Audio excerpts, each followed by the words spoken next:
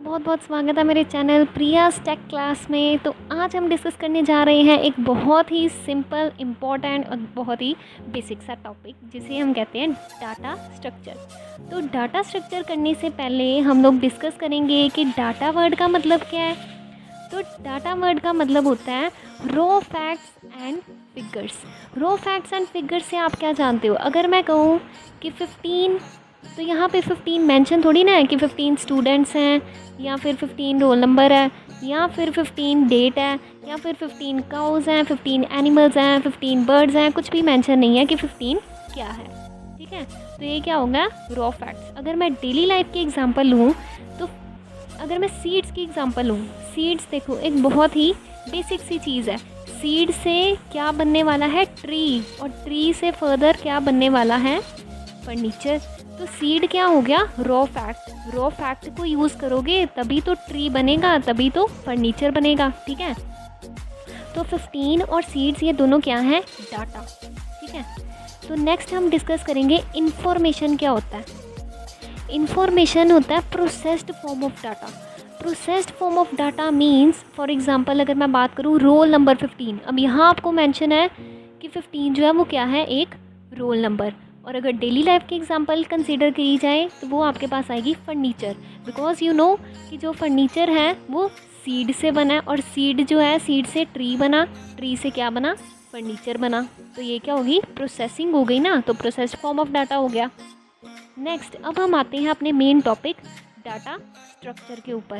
Data structure क्या होता है? ये एक basically logical and mathematical model होता है of organization of data. Means आपको करना क्या है? डाटा को एक ऑर्गेनाइज्ड मैनर में रखना है, एक ऐसे तरीके में रखना है कि आपका जो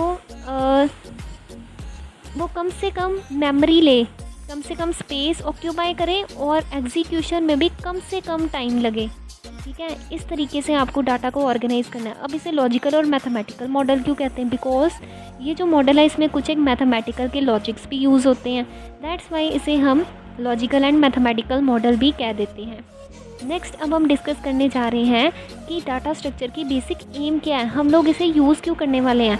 बिकॉज अगर हम डाटा स्ट्रक्चर को यूज़ करेंगे तो ये क्या करेगा? प्रोग्राम की जो एफिशिएंसी है उसको इंक्रीज़ कर देगा। और दूसरी बात, ये क्या करेगा?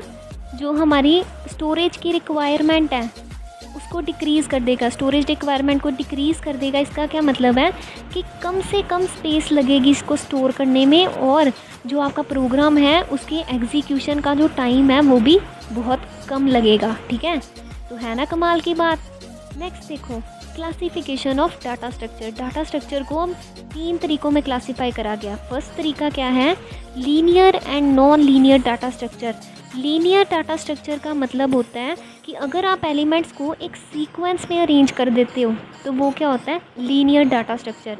तो इसकी एग्जांपल क्या हो गई? जैसे एरे हो गया, स्टैक, क्वी एंड लिंक लिस्ट। ठीक है, नेक्स्ट है non linear data structure. Non linear data structure का मतलब होता है कि अगर आप एलिमेंट्स को एक किसी सीक्वेंस में अरेंज नहीं कर रहे हो उसे हम कहते हैं नॉन लीनियर डाटा स्ट्रक्चर।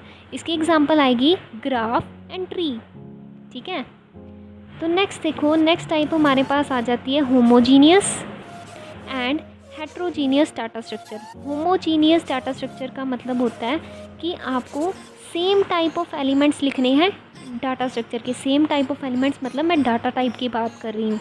मतलब अगर आपने एक एलिमेंट लिखा है इंटीजर डाटा टाइप का, तो दूसरा एलिमेंट भी आप इंटीजर डाटा टाइप का ही डालोगे। ऐसा नहीं आप कर सकते कि आप एक इंटीजर डाटा टाइप का एलिमेंट डाल दो और दूसरा फ्लोट डाटा टाइप का।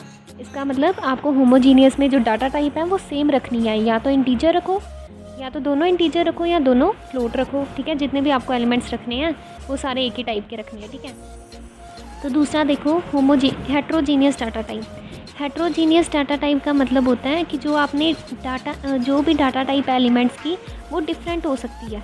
मतलब एक इंटीजर डाटा टाइप होगी, दूसरी फ्लोट डाटा टाइप होगी। इसमें कोई रेस्ट्रिक्शन वाली बात नहीं है। फॉर एग्जांपल अगर आप आपके पास आ जाती है स्ट्रक्चर और यूनियन। नेक्स्ट थर्ड हमारे पास आती है डाटा स्ट्रक्चर की क्लासिफिकेशन की type, static and dynamic data structure. Static data structure का मतलब होता है कि जो मेमोरी का साइज़ है वो फिक्स्ड रहेगा। ठीक है, फिक्स्ड मेमोरी होगी, फिक्स साइज़ होएगा मेमोरी का स्टैटिक में। और डायनामिक की अगर मैं बात करूँ तो डायनामिक में क्या होएगा कि जो आपकी जितनी भी रिक्वायरमेंट होएगी उसके हिसाब से आप लोग मेमोरी का साइज़ जो है उसको इंक्रीज़ भी कर सकते हैं। आई होप आपको ये वीडियो अच्छी लगी होगी। अगर आपको ये वीडियो अच्छी लगी हो तो please like share and subscribe ज़रूर करना।